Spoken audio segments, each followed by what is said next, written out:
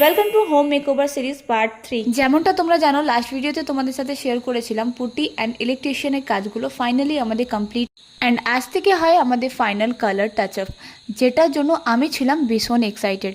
আমাদের master bedroom কালারটা রেখেছি আমরা গ্রিন, আর বাকি তিনটে ওয়ালের মধ্যে রেখেছি লাইট কালার, কারণ একটা ওয়ালের মধ্যে হাইলাইটের জন্য আমি গ্রিন কালারটাই চুজ করেছিলাম। আমার মনের মতন কোনো জিনিসটা যদি না হয়ে থাকে, আমার কিন্তু মনটা ওখানেই পড়ে থাকে যে আমি কিভাবে সেই জিনিসটা ঠিক করব। ঠিক একইভাবে আমারও সেদিন হয়েছিল, বাকি আমি যে গ্রিন কালারটা চুজ করেছিলাম ঠিক একই গ্রিন কালারটাই পাঠিয়েছিল, বাট এক কোটে সেই জিনিসটা বোঝা যায় না।